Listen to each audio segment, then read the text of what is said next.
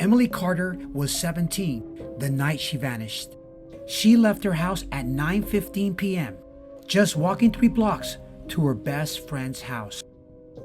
She never arrived. The last person to see her was a nighttime watchman, Mr. Radcliffe. He swore he saw her turn onto Sycamore Street, but after she passed the flickering street lamp.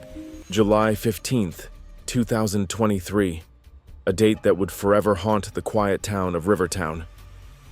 One moment, Emily Carter was leaving her office at 6 p.m., planning to meet friends for dinner. The next, she had vanished into thin air. Her car was abandoned in a parking lot.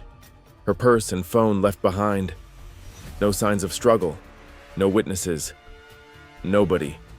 But a partial fingerprint on her steering wheel would eventually reveal a chilling truth.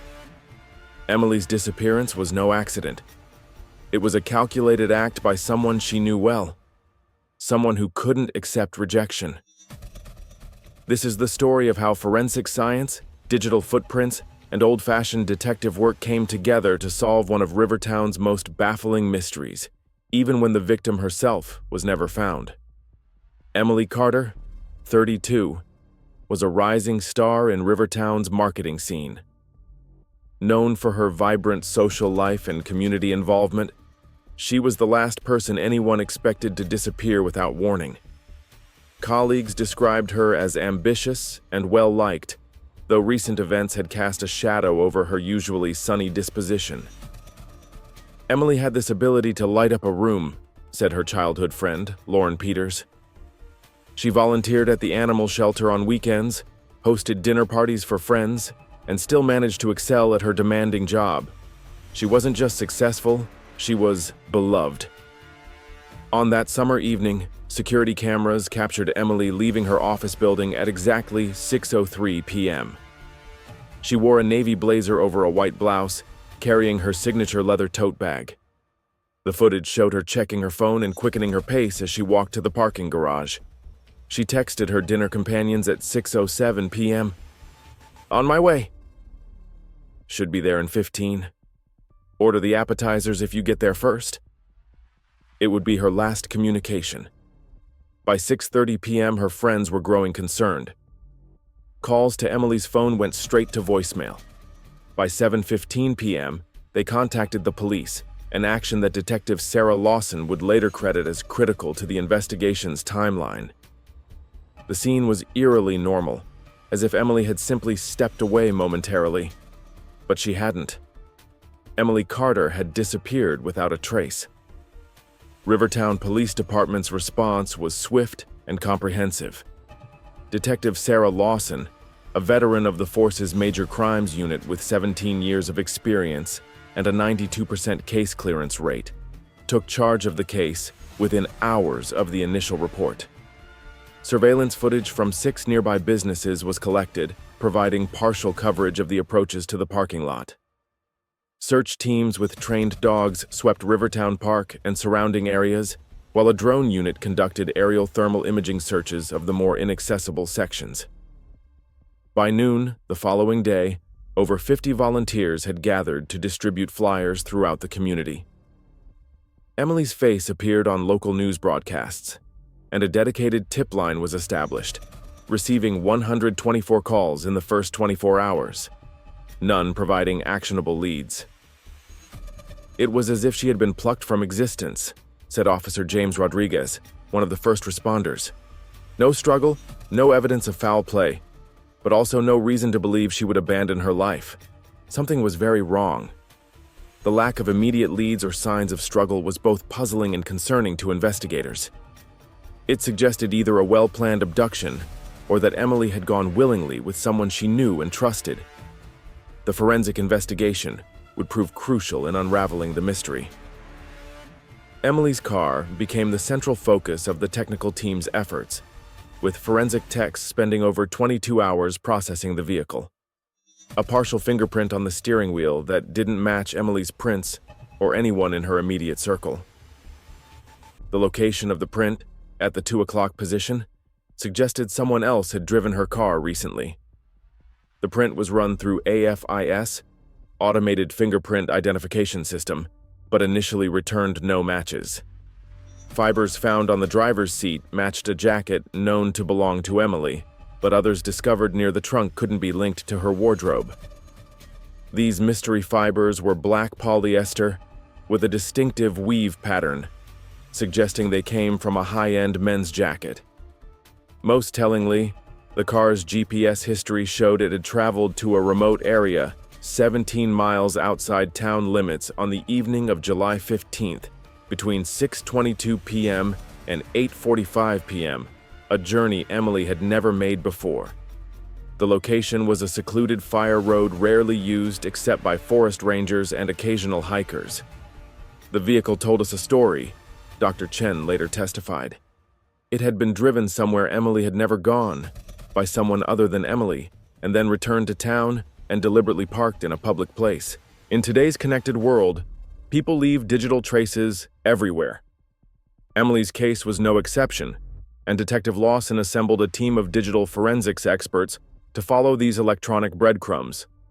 Investigators analyzed her phone records, email accounts, and social media activity.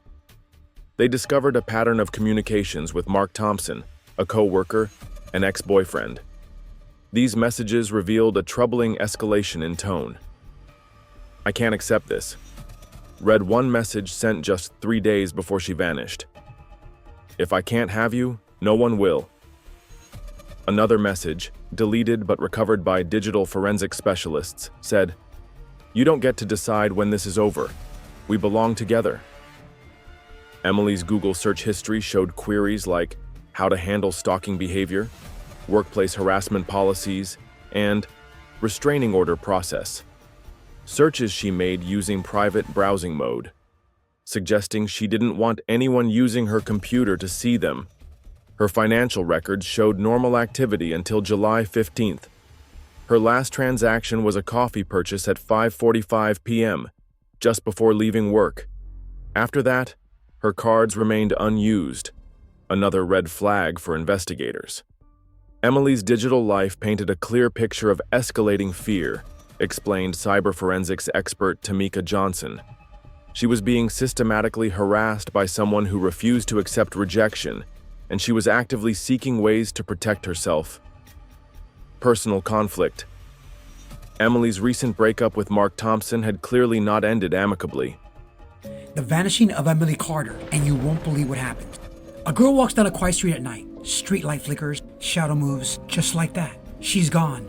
No trace. No goodbye. What you're about to hear is not urban legend. It's not another ghost story that scared children. No, this is real. A girl disappears without a sound. 10 years later, she still hasn't been found. Some say she never left. Emily Carter was 17 the night she vanished. She left her house at 9:15 p.m., just walking 3 blocks to her best friend's house.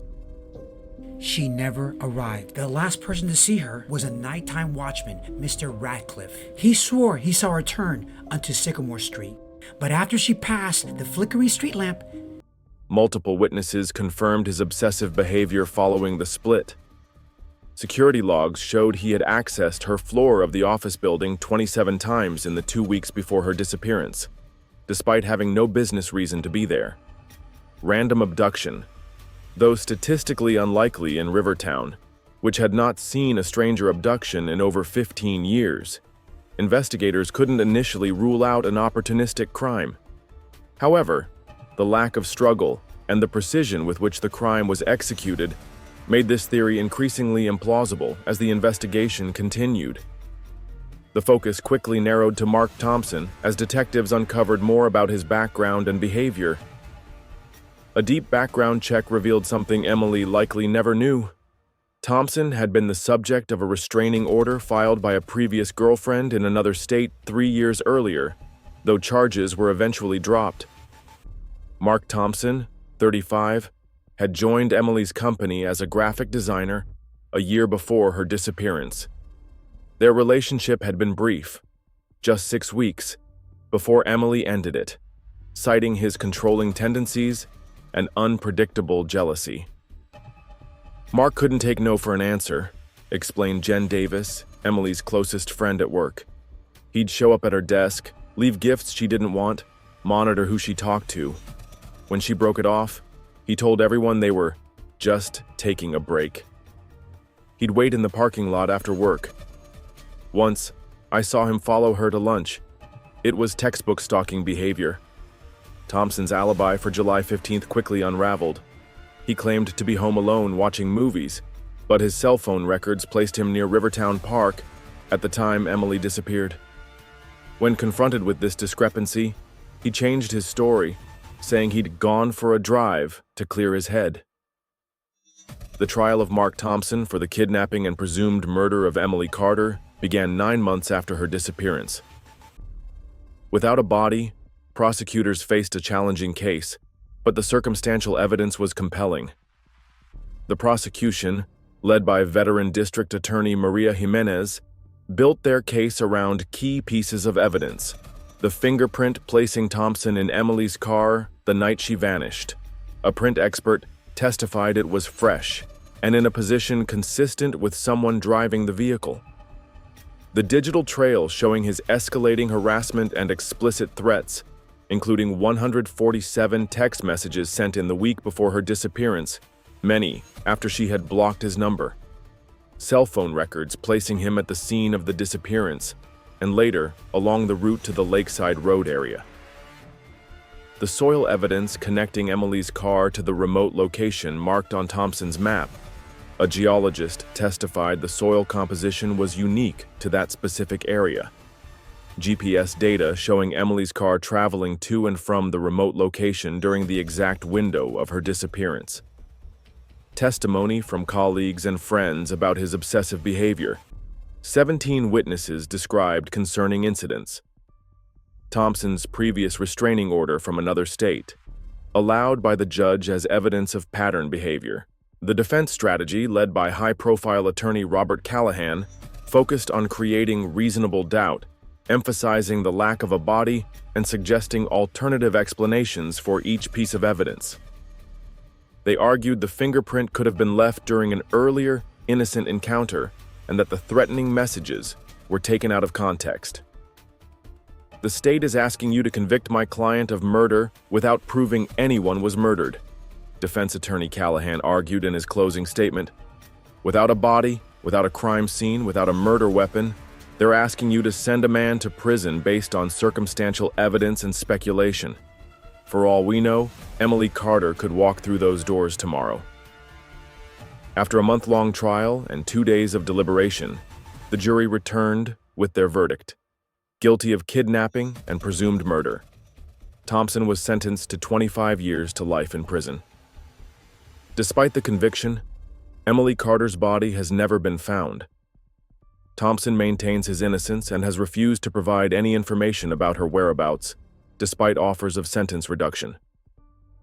4 times a year, search teams still comb the woods near Lakeside Road, hoping to find closure for Emily's family.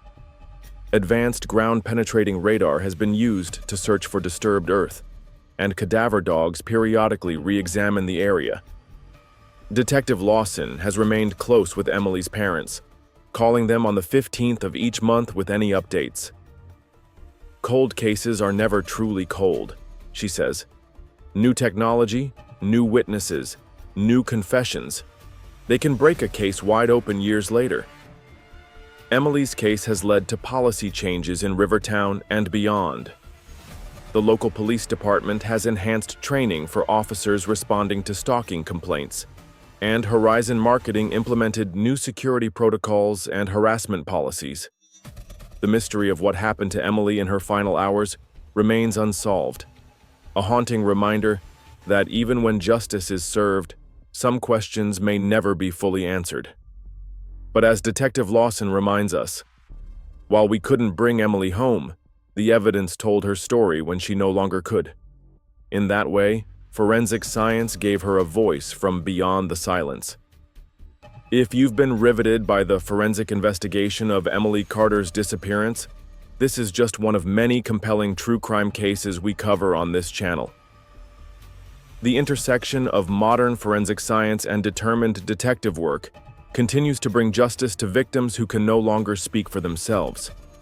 Did you find the soil evidence particularly fascinating?